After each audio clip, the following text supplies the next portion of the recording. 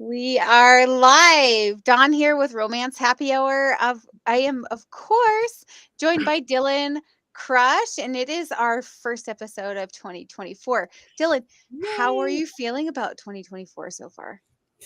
So far Feeling so good? good. What are we, like 10, 11? I don't even know what day I it is. know. 12 days Eleven. It's the in? 11th. Yeah, 11 Yes, days thank in. you. I should know that, right? Um, yeah. So far so good. We'll see what the new year brings, but yeah, so far so good. How about you? I feel like ever since January 1st, I've been in fast forward. So that's where I'm at. As evidenced by the fact that I was like late and then my of course, internet issues with me because we love Hmm. me with internet issues. Speaking of internet though, I am super excited that we just got to add Instagram to our live thing and I don't know if it's working because it's giving me a Um, red thing. it's not. No, okay. Dang So, it. Yeah, so, so we'll um, try that another time. It is yeah, not. we're trying to, but it did not work. We It are did not. joined today by Mariah Kingsley and Thetta James. Welcome, ladies. How are Hi, you? everybody. And okay, so do you guys listen to you talk? Do you know each other?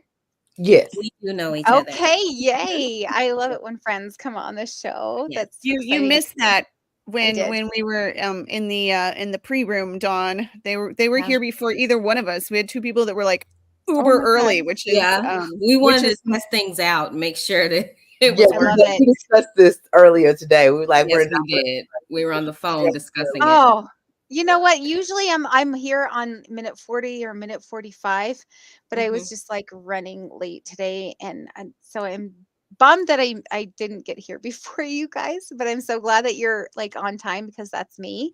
Like, Hmm. if you're 5 minutes early, you're on time. If you're on time, you're late. That's kind of my That's philosophy. correct. That is And so correct. I someone was totally late today. someone needed to teach me that a long time ago because I tend to run the opposite, but always on time for romance happy hour. Yeah, we love our romance happy hour.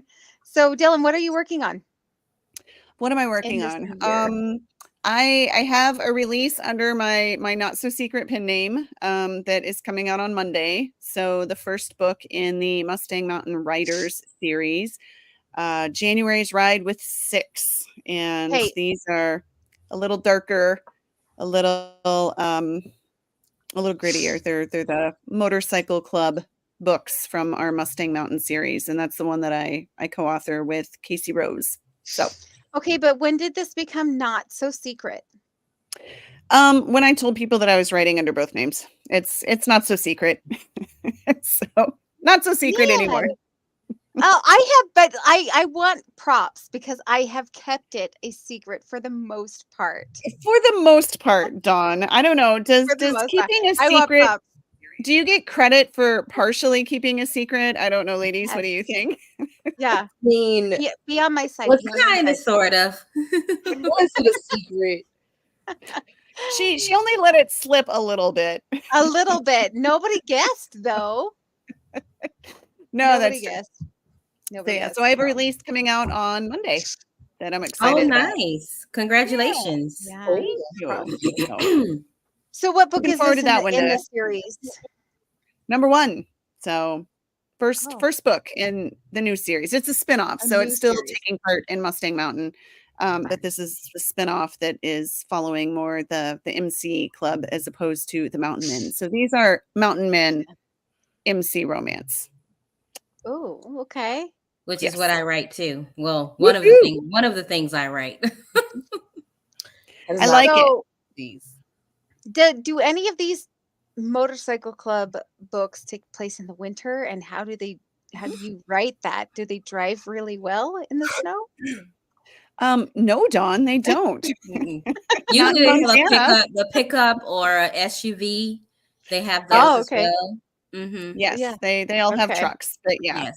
they do not Okay. ride their bikes in the winter. Well, I mean, not the smart ones. You There are know, some Right. who try. I have seen a couple. Mhm. I do see bike Yes. riders, like the bicycle, like riding in the snow in Yes. town. They have a lot of that here too in Minnesota. They Hmm. ride like the big fat tire bikes Yeah. in Mhm. the snow. I don't know why you need a big fat tire as opposed to a regular tire, because I don't really like to do anything in the snow, but Yeah. that's what Me I have. neither. Mm-mm. So I want to hear a So, little bit about our guests yes, I tonight. was just going to say, speaking of location and introducing ourselves, I do want to know where you ladies are from. We've got a kind of a rolling thing going on that I've been everywhere, but I'm wondering if I've been where you are. So tell us where you're from, what you're working on, what you're giving away, a little bit about yourselves, and introduce our viewers to you. Okay. First off, hi everybody. I'm glad to be here.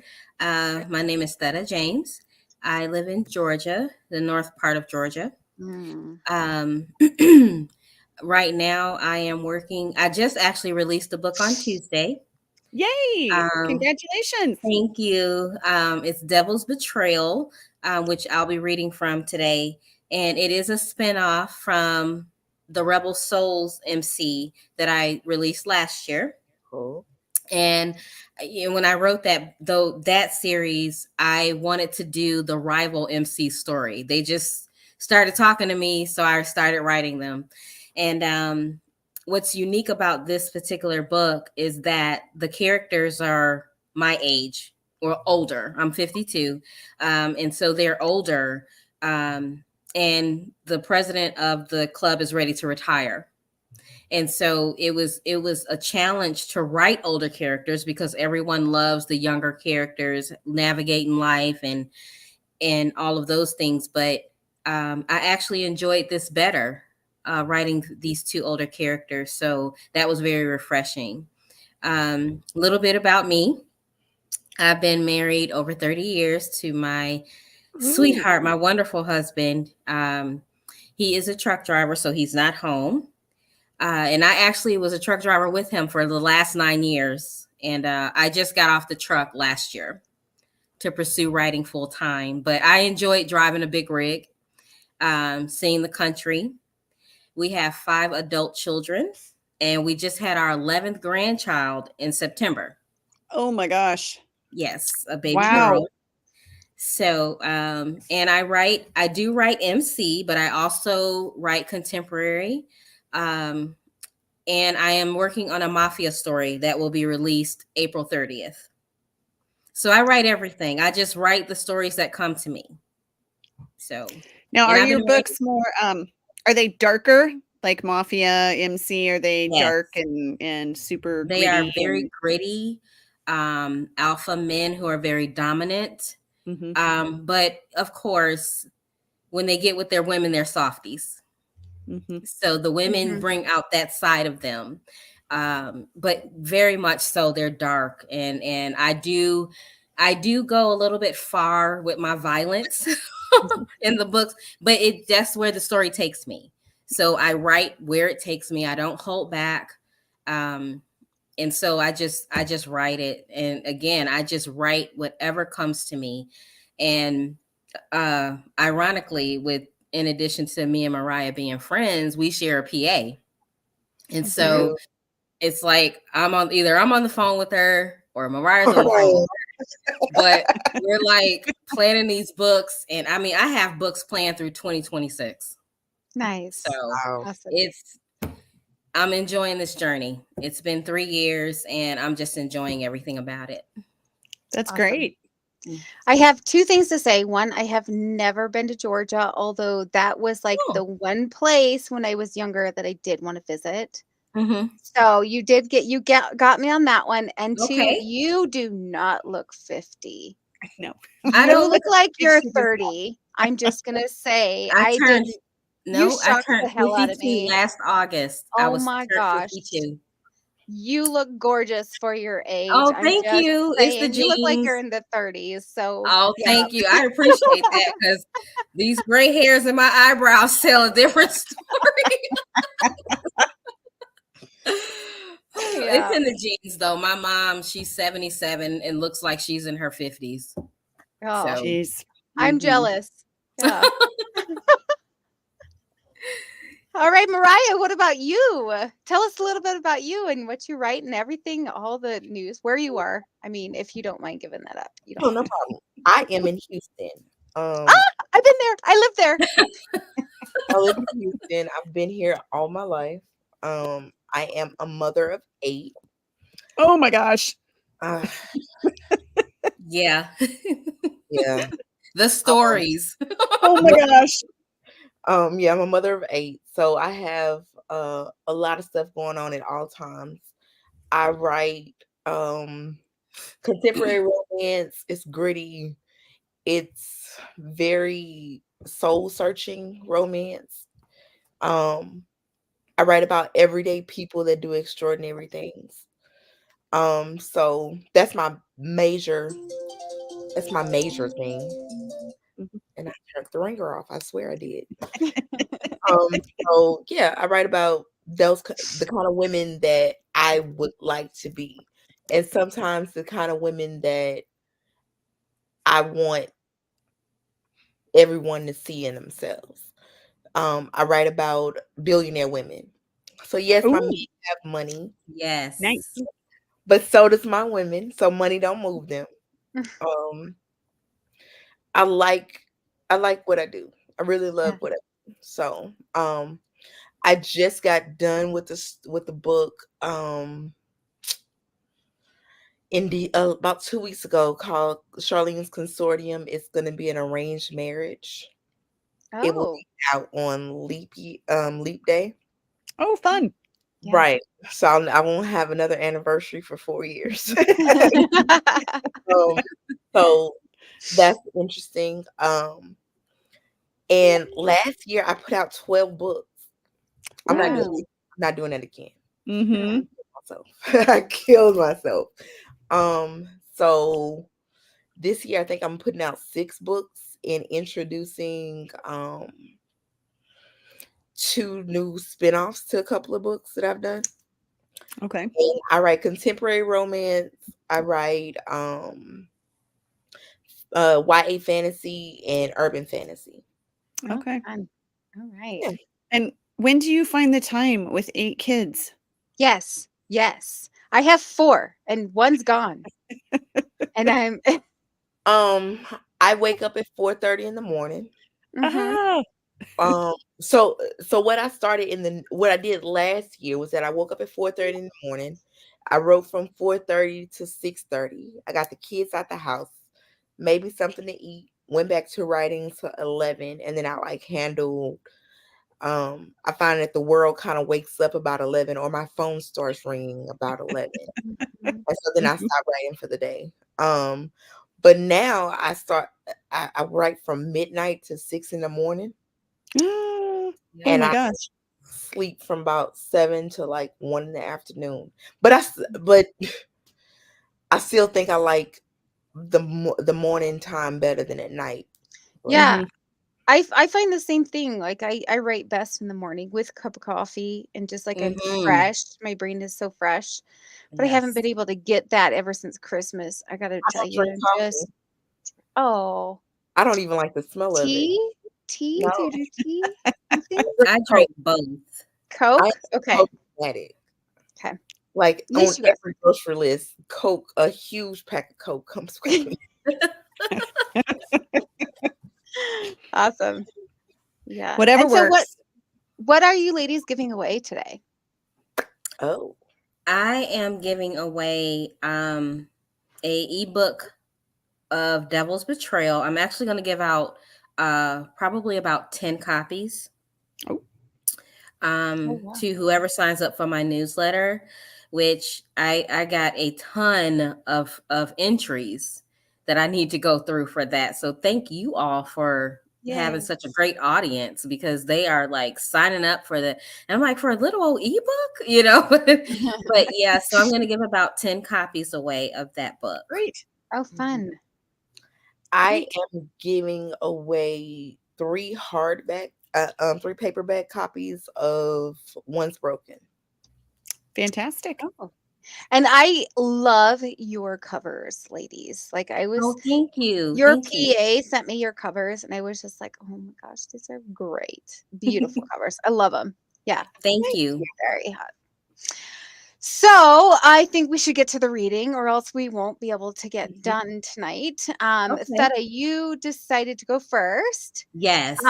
Do you need to set anything up for us? I am going to set it up very briefly. Hi, guys. So I'm reading from my release, Devil's Betrayal. It takes place in Grants Pass, Oregon. I'm going to be reading two parts. Main character named Micah and his love interest, Camille. They are older characters. This scene takes place in a cemetery. Camille is there visiting the grave of her husband who passed away. And Micah is there visiting a friend's grave, and they're actually mutual friends of his. But I wanted to share the push pull of this relationship as they try to navigate getting back together because Micah's in love with Camille. And so I'm going to read a couple chapters of that. And so this is starting in chapter 3, and this is Micah's point of view. Watching from behind a large tree, I observe Camille's tension-filled frame as her voice carries on the wind, and although it's considered intrusive, I listen as she talks to the man who ruined her life. There's no love lost between me and Franklin Bardot, heir to the Bardot whiskey fortune. When he and Camille moved back to Iron Forge with their little boy, I was shocked when he called me. They rode off into the sunset while I slummed it here after our high school graduation. He had money at his disposal, but somehow managed to be in debt with the wrong people, and they wanted their money or his blood. We made an agreement for the devils to clean up his mess in exchange for a continuous flow of cash into my club. We were new, and I needed the funds. He also paid the chief of police to turn his head when the devils came to Iron Forge to have a little quote unquote fun. Franklin, I'll never understand the motives behind your actions and the turmoil you subjected our family to. Why you chose to conceal so much of your life from me and left me here alone with so many unanswered questions, Camille mumbles as tears stream down her beautiful face. Sometimes I wonder if she would have been better off with me than with Franklin. Maybe things would have been different had she stayed with me instead of going off to college. She could have easily steered my crooked path straight, or at the very least given me a conscience to sometimes do the right thing. Although I could never say the words, I loved her enough to change for her, only for her. She was the calm to my storm, and there was nothing that I wouldn't do for her. You weren't the man I thought you were, and I'm uncertain if I could ever forgive you. I just need to understand why. Why did you do this to our family? Everything was so perfect, and to know that you were the one responsible heart. He was our son's birth father, and you took him from him. How could you carry that burden and still be in Gideon's presence, knowing you robbed him of his father? Yes, I acknowledge my part in keeping it a secret, but Gideon has forgiven me, and we've moved on. I thought I was doing what was best, but perhaps if he had known all along, it would have been harder for you to betray him, she laments, a mixture of sorrow and bitterness evident in her voice. It wouldn't have made a difference to Franklin one way or the other. He was nowhere near the man you thought he was, I interject, strolling over a few plots, over to Jake's resting place. She startles at the sound of my voice, but visibly relaxes when she sees it's me. What are you doing here, Micah? She questions, trying but failing to sound irritated. Whenever I crave some peace and quiet, I visit this place and have a conversation with Jake while I tidy up his grave. The weight of guilt from what happened still gets to me, and ironically, this is the one spot where I find solace. Her gray-blue eyes flicker in surprise as if she's granting me a temporary reprieve. The Those very eyes once gazed into mine in the past, expressing love in a way words couldn't. How can you live with yourself knowing what you and Franklin did? A man with a soul like mine finds it easy to justify his actions in the heat of the moment, and the nightmares used to haunt me. But I made peace with living alongside my demons a long time ago, Cammie. I carry many regrets in my life, but what happened with Jake is the biggest one. The guilt still gnaws at me sometimes, and coming here to express my sorrow for what happened feels like a form of penance.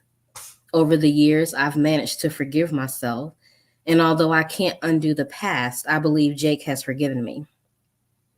How can you be sure of that? Jake was your best friend and you betrayed him. I'm not sure of anything, Cammie, but Jake had a big heart, and despite the evils of the MC life, he managed to always see the good in people, I reply in a gentle tone as I polish Jake's headstone and remove the leaves. She's vulnerable right now, and I don't want to scare her away. She doesn't say another word, but the weight of her stare makes me pause, and for a brief moment, guilt creeps back in overshadowing the peace that had just settled over me. The tumultuous emotions reflected in her eyes convey a mixture of passion and anger, like a silent storm that suggests a longing for a different reality. It's as if she's struggling with the urge to come to me, and if she does, I will welcome her with open arms. Tears stain her cheeks as she turns away from me, severing our connection. Quickly standing, she hurriedly walks up the path, and I drop my cloth to go after her. Every time we've seen each other or run into each other, she finds a way to evade me, but this time I refuse to let her slip away. We're alone, and although I have no clue what I'll say, I need to have a conversation with her, be near her, just to discern if what we shared all those years ago still resonate in her heart. Reaching her car, she pushes the fob to unlock it and swings the door open to get in, but she's not fast enough. Gently taking her by the wrist, I pull her away from the door and turn her to face me. Cammie, why do you always run from me? I whisper over her skin as I breathe in her delectable scent. After all of these years, she still uses the same coconut shampoo that makes her smell intoxicating. I don't always run from you, Micah, and please don't call me Cammie, she chastises, her words barely rising above a whisper. Oh, but you do, my love. Every time I came to Iron Forge to visit Franklin, you would quickly excuse yourself like you couldn't stand being in the same room with me. But we both know that wasn't the case, don't we? The truth is, it was because you couldn't control your feelings around me. Your flushed cheeks always gave you away. I'm not sure what you mean, Micah, she stammers, each word a blatant lie that tumbles from her mouth, a mouth that I want to devour, nip, and taste. The pulse at her throat throbs erratically, begging for my attention. Giving into the pull, I run my nose along her heated skin and gently bite her neck. Oops, sorry guys. Her breath hitches as I guide her back until her thighs meet the side of the car, ensuring she doesn't escape me this time. Driven by pure lust, I slowly kiss along her jawline and press my hips against hers, needing to feel her softness. When her body stiffens, I pause, allowing her to break free if that's what she wishes. Instead, she grumbles through her teeth in mock anger. Let me go, Micah. I fudging hate you. You hurt my son and I'll never forgive you. The false bravado is endearing because her breathing has picked up. She could barely get the words out, and she hasn't tried to move out of my grasp. Despite her plea to let her go, the way her body molds into mine suggests a different narrative. Her irises pulse with challenge, daring me to continue. Challenge fudging accepted. Running my mouth along her neck, I tease. Cammie, we both know you don't hate me because I hurt Gideon. You hate me because of how I make your body feel and how it becomes harder for you to fight your feelings for me. All you have to do is relent, and I'll fudge you the way your taco is begging me to. Swallowing hard, her eyes dart back and forth, wanting to deny what I've said, but Do so would add another lie to this losing battle. She is fighting hard to pretend that I mean nothing to her, but I can tell that she's exhausted, warring with herself over her true feelings. Any other time, I would leave her standing here, but after hearing her desperation for answers, it's time to tell her the truth. Before I can do that, I need her to give up a little of her control. She has to be open to hear me past her hurt. It's time that I say the things I've been wanting to say to her so that she can see that I'm desperate too. I will always be in your life, Cammie. There will be days when you long for me to be in your presence, and others when I make you so angry that you can't stand the sight of me. Can't you feel how much I want you? But I don't want you, Micah, she counters softly, almost inaudibly, but it's not very convincing. If that's what you need to tell yourself to calm that ache between your thighs, go right ahead. But don't ever lie to me when we both know you've craved my cock since you first let me in all those years ago. The fight leaves her body as she slumps against the car, no longer able to hold up her defenses. Let me in, Cammie, I beg with urgency, kissing the side of her mouth. If she denies me, I'm going to lose my shit. At the same time, I won't do this unless she wants me to, and I desperately need her to want me to. Hovering my lips over hers, I hesitate, giving her a chance to grant me permission, giving her a chance to say yes to us. My body feels like a rubber band that's been pulled beyond the point, and it's about to snap. Her soft whimpers and the slight nod of her head is all I need to hold her to me and do what I've been longing to do for over 30 years. The last time I kissed her, it was to say goodbye. So I take my time savoring her taste. Always so sweet, with full lips that devoured my cock like it was her last meal. I've had sex with a lot of women, but none compared to Cammie. She was the dutiful daughter that made her parents proud, but in my bed, she was my good girl, willing to do any and everything I wanted. She gave herself to me completely, and it's the very reason she runs from me. Had I known that I would turn into the heartless fudger that I am, I would have begged her to stay so that the good in me could surface from time to time. But what could I offer her? Camille's family hated everything about me, and they made sure they sent her far away the first chance they could. Unbeknownst to me, Franklin applied to the same schools that Camille applied to. He was smart, wealthy, had all the qualities that her parents were looking for in a man for their daughter. One thing Camille doesn't know is that Franklin has always wanted her, and I hated him for that. He let me know more often than not that I wasn't good enough for her and that she would be his one day. He was an asshole that way, and it didn't matter that we were so-called friends. He wanted her on his room, and I couldn't blame him. She's a beautiful, captivating woman that lights up every room she walks into. Although I knew in my heart that she wouldn't be mine, it never stopped Camille. It never stopped Camille and I from being together, and every chance I got, I showed him she was mine. We spent every waking moment making sure that we would never forget one another. I guess over time he wore her down and she gravitated toward him because he was someone familiar in a place that was far from home. I'm sure she loved him in some capacity, but never the way she felt and still feels about me. I've never stopped wanting her after all these years. Franklin nor I were ever worthy of her, but in my defense, she knew who I was from the beginning. He deceived her and broke her heart, leaving here without answering unending questions. Anything she wants to know, I will answer and lay my soul bare if she would have me. We can't do this, Micah, she whispers against my lips before breaking the kiss. Why not, Cammie? Gideon will never accept us being together, and I'm afraid after all that's happened, I'll lose him too. What about your happiness, I question. Don't you deserve to be happy after what Franklin put you through? Please don't pursue this, she pleads, her tone filled with anguish. Do you understand the consequences if I give in to you? You won't lose anything, but I stand to lose everything. Can you understand that? Yes, I understand. But how do you expect me to keep my distance when there's nothing preventing us from being together? You want this just as much as I do, and don't dare deny it, I assert, drawing her close to me. If she believes I'm walking away from us again, she better fudging think again. I lost her once and made the mistake of not going after her. I won't do that again. Micah, please, she cries as her body slumps in defeat and her fists lightly pound my chest. I need you to stay away from me for both of our sakes. Okay, so Dylan, I have to put the first comment on there. I'm sorry, I just do because it is this. Right? That's my bestie. That's my bestie, Alicia. Oh my gosh, that scene was on fire. That was hot. Thank Yeah, you. Yes. it's getting a little hot in here.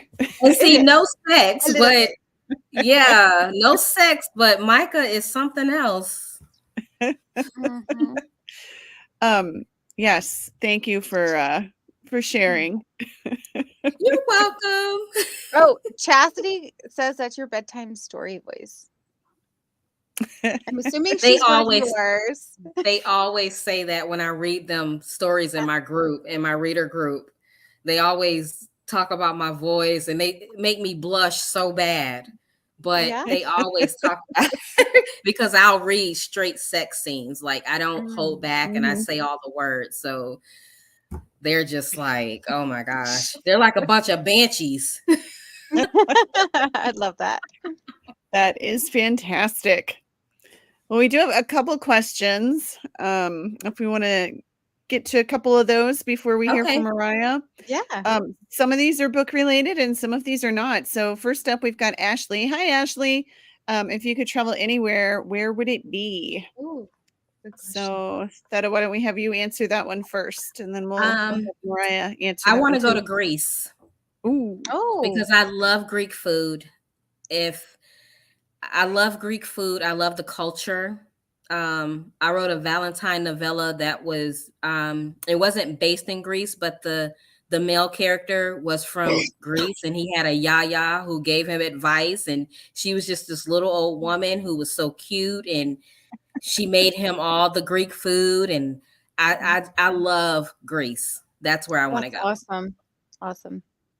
My husband and I my both have friends from Greece from the military when we were in it. They were born and raised in Greece. It's Oh, great. my Awesome kiddo people. is Yeah. hopefully studying abroad in Greece this fall, so we'll see. Yes.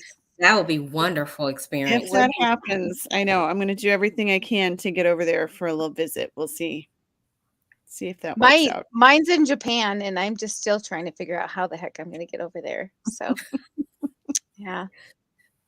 Or Mariah. I'm taking the Bahamas. Give me Ooh. weather. Yeah, I just need to be like in warm weather with no snow. Yeah. But you I live in mean, Houston, so you I was already just pretty much did gonna be that. cold this weekend. Houston Like gets I was just cold. going to cold, say, cold. I need somewhere that doesn't get cold ever. okay. I mean, okay, so I'm living in Montana here. So just so you know, but I did Mm. live in Houston when they had like a snow at 3 a.m. once. And it's warmed me. But I'm living in snow right now. So I've been through Montana, Minnesota, Washington, yeah. Oregon, all of those when they have those bad snowstorms, and the when the snow comes down the mountain and blocks the highway. I've been in Mhm. all of that. Yeah. No, Yep. thank you. No, My I kids don't were blame you. complaining this year because we didn't get snow until I think 2 days ago. And they're like, Mm. Mom, this is not Christmas. Wow. Where's the snow? It's not Christmas. So the last year it was like -20 in November. Now No. it's You know what that means. no snow until now. So Mm-mm. but I remember living in Houston and it was like 3 a.m. and they canceled school so everybody could go out at 3 a.m. and play in the snow. I remember that. It was a lot of fun. Yeah, I don't do snow. I don't do cold weather. I don't even leave my house. If it's younger, if the thermostat is younger than me, I don't want to be outside. That's a good philosophy to have. That's funny. Yeah.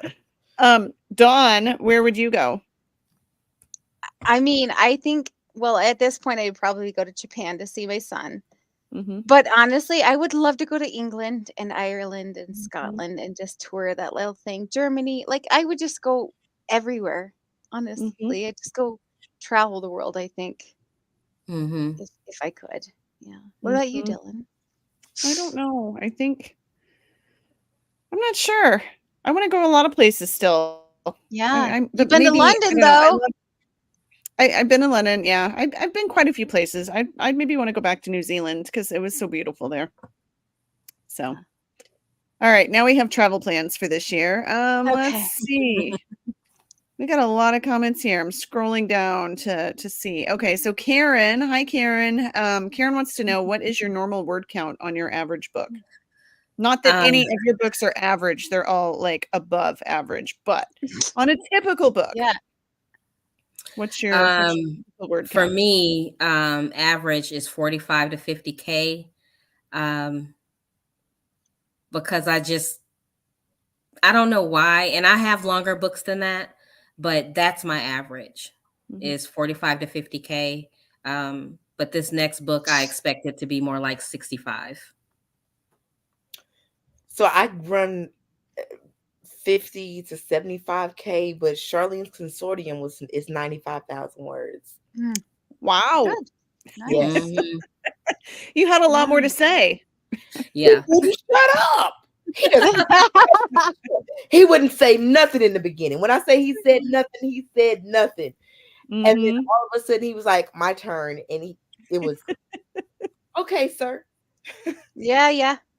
I've been there. Like I once was taking a walk with my husband, and I'm like, my character did this and this and this, and he's like, "Don't you mean you made him do that?" And I'm like, "No, he did that on No, his he did own. it. Mhm. He said that he did that on his own. That was not me." Mhm. Uh, Yeah. I get it. All right, let's do one more before we hear from Mariah. It is from Karen again. Karen is Ooh. typically our queen of questions. So we love it when she comes in with a lot of them. Do you have duets or trilogies?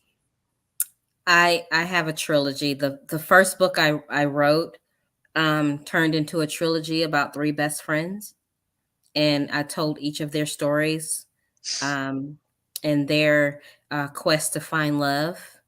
And there's some suspense in all of them. The third one doesn't really have suspense. Hers was more about, I see my two best friends getting this love. What about me?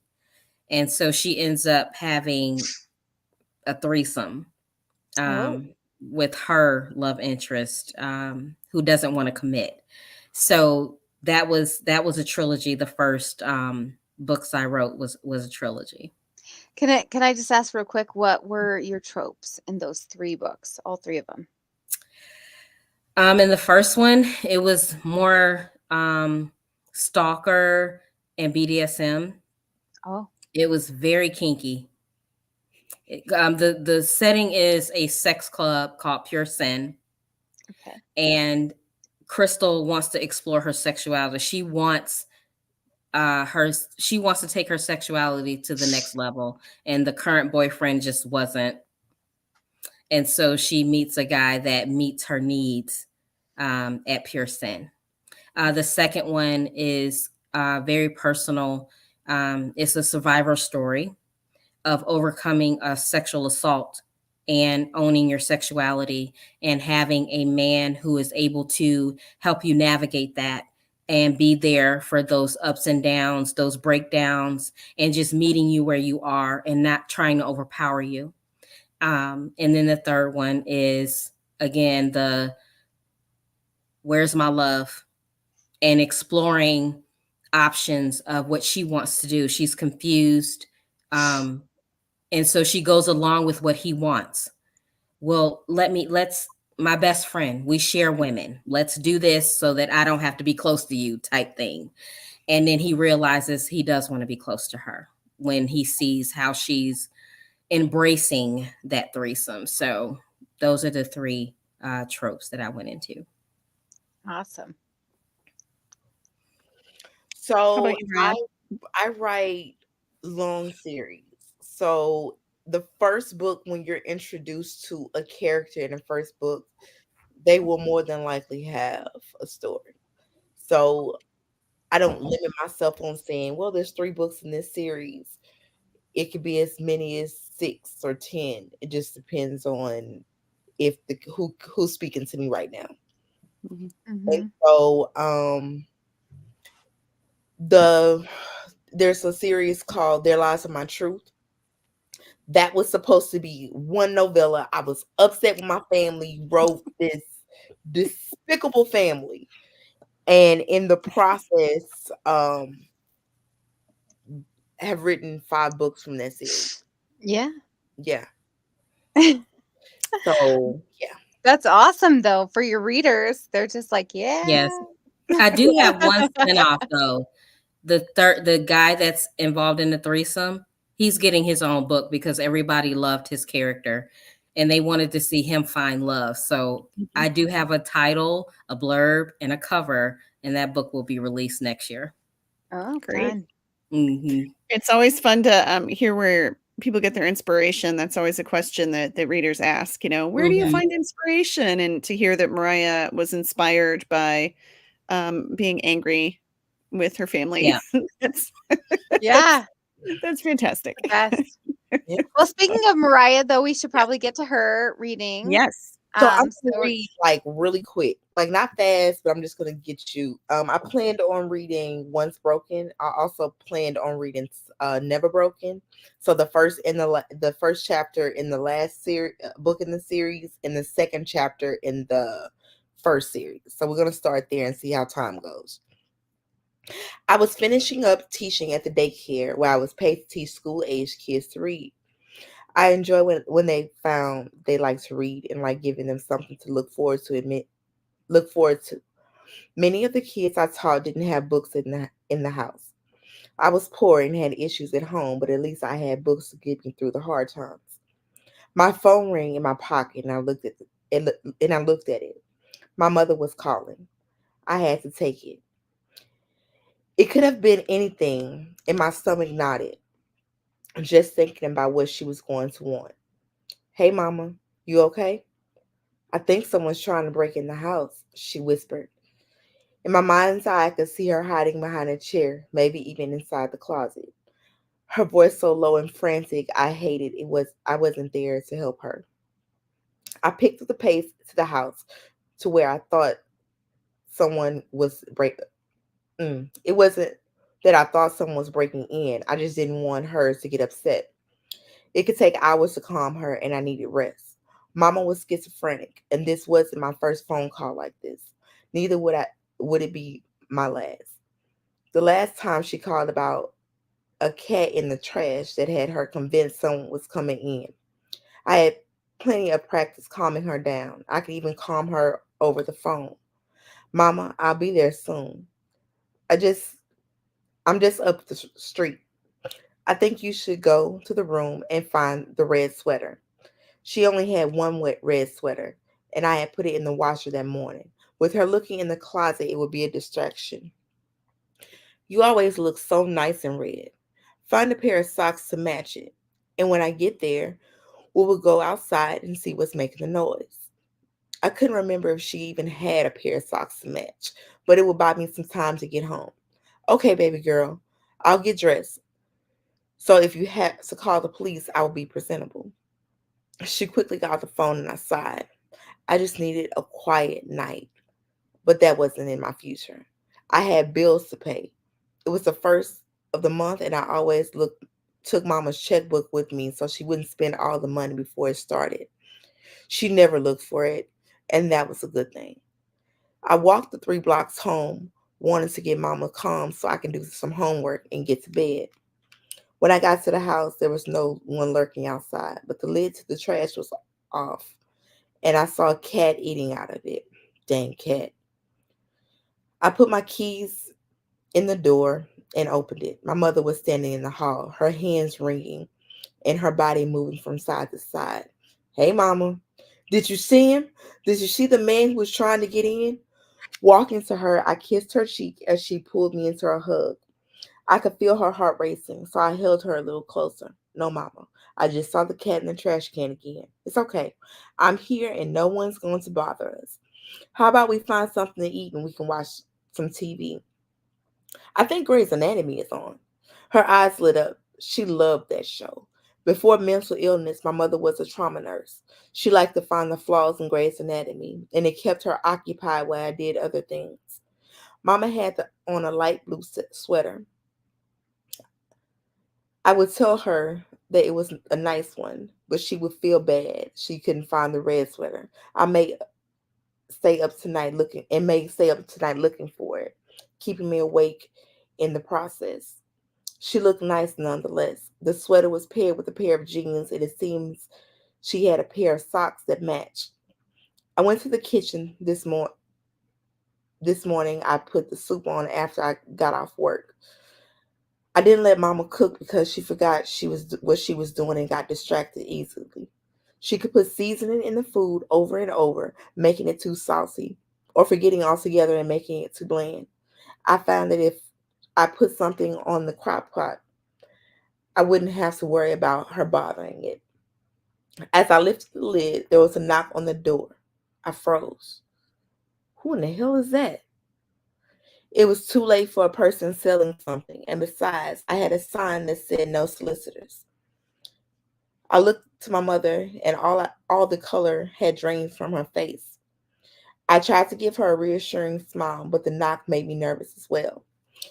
I looked out the peephole and out of breath. I didn't even know I was holding. When I realized who it was, I became really nervous. I stepped away from the door and looked behind me into the house. Mama had been on a cleaning kick, so it was clean, thank God. I took a breath and opened the door. Liam stood in the door frame, a small smile on his face. I tried to return it, but honestly, I just wanted him to leave. After school, I didn't have time to think about what he said. I had work, and then I had to get home to my mother. Now he was here, but how do you even know where I live? Hey, Liam, what's up? I stuck my head out the door, using my body to block him from seeing in and my mother from seeing him. I came by earlier and no one answered the door, he said like an accusation. I was at work. Why are you here? In the dim light of the porch, I swear I saw him smirking me. You told me to let you know when I was free. Well, I have some time. I thought we could work on the project. He wanted to work on the project here. I mean, we could do it at school or at the local library. I didn't mean to do it at my home. Um, who's at the door, Jade? Darn it. My mother was interested in who was at the door. Of course she was. This day was never going to end. It's my classmate, Mama. He has a question about the schoolwork. Well, let him in, she suggested. No need for him to stand out there. Someone might get to him. She said this like this wasn't crazy talk. I closed my eyes and let out a deep breath, but I opened the door wide and let him in. He walked in and I closed the door behind him. His back was to me and I couldn't see his face, but I imagined him examining the room.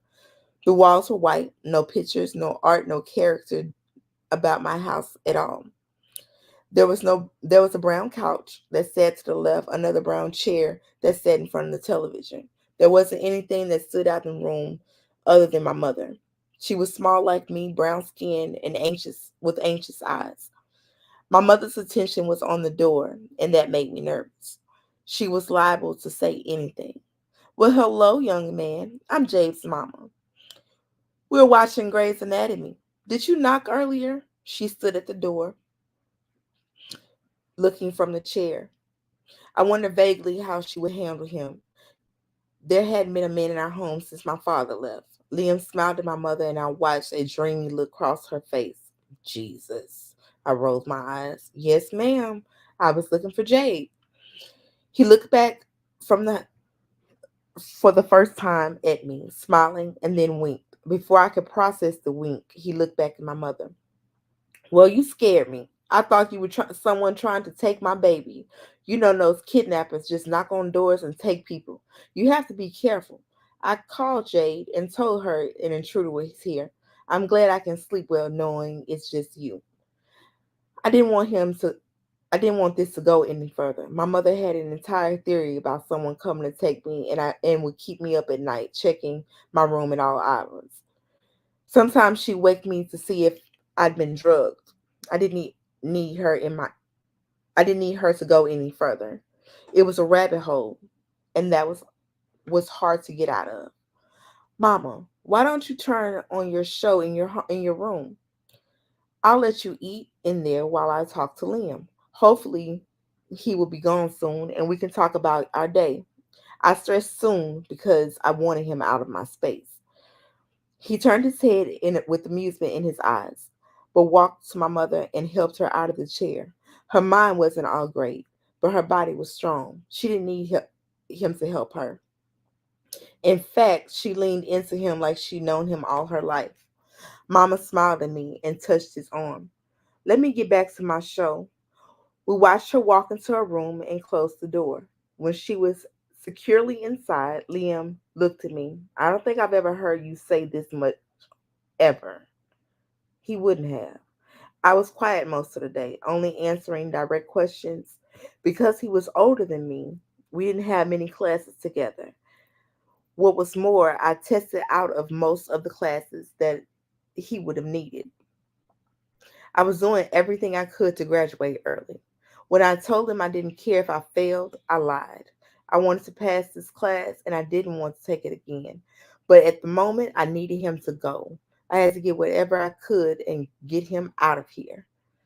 What can I do for you? I walked back to the kitchen, opened the cabinets, and got a bowl. I had to keep busy. It wouldn't take long before he noticed that something was wrong with my mother. I didn't need people at school asking questions. I didn't need another reason for kids to make fun of me. When I was younger, my father had been here when my mother got out of control. He helped put her together. Once, when I was in fifth grade, she had a breakdown after reading a booklet about children being abused. Luckily, my father was there to get her home and give her medication. By the time I was in sixth grade, he was gone. It had taken time, but I developed a rhythm, and I was able to keep Mama calm.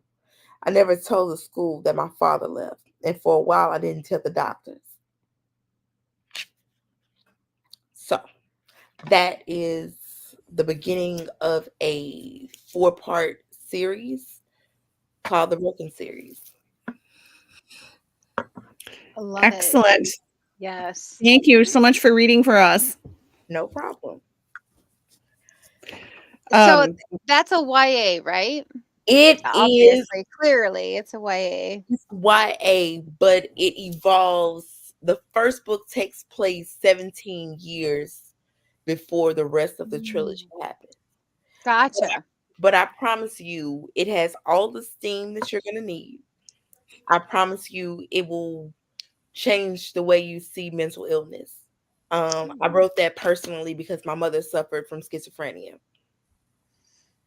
Yeah, I was wondering if it was one of the books that you said that you wrote because of personal, I think I write a lot about personal. I write what I know. I I Yeah. know about mental illness, and Yeah. so I write Yeah. about it a lot. I feel like that's everybody, all authors. Like we write what we are, like what's inside of us. Mhm. Everybody, all authors at all times, I think, are just giving a piece of themselves to their Mhm. reader. Very true. Very And true. Mhm. from both of you, I felt that tonight. So Mhm. definitely, like, Yep, excellent Yes. for job. sure. For sure. I know we had a lot of questions come in while We did. Mariah was And Yeah. I reading. am so sorry I went over my reading time. I was No, you're into Oh, my story. it's okay. We enjoyed it. I mean, good. it's really hard, to try to keep it short. Like when you Right. get into it, it's like Mhm. we get into it too, but then it's like, oh shoot, like we're gonna Yeah. run out of time. And Dylan Yeah. always has to remind me because I never pay attention at the time. So Dylan's like, okay, Dawn, listen, you Nope, gotta. it's all She good. always It has to all remind it all me. works out. All right, we're gonna take one more from Karen that she had in Okay. there a while ago, and then we've got a bunch of other ones that I want to get to. So, real quick, have you changed the name of the character after you began to write this story? Control Find is my friend. Mhm. I've I've Yes. changed a last name. Not a Oh, first name though, just a last name because it just what I find is when I start writing a book and how it sounds to me, I would say, well, that sounds like another character. That sounds like another name. Like the mafia story I'm writing, their name was Costa. But as I began to talk about the book in my head and get my ideas, I was like, no, they're Rinaldi's. So their last name is Rinaldi now. Mm-hmm. So last name, not first name, though. What about you, Mariah? Oh yeah, I'll change the name, especially if I wrote it and I don't like it. Yeah.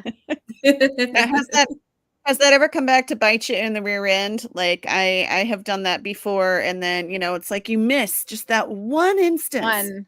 Yeah. Control fine. Uh-huh. Control fine. Mm-hmm.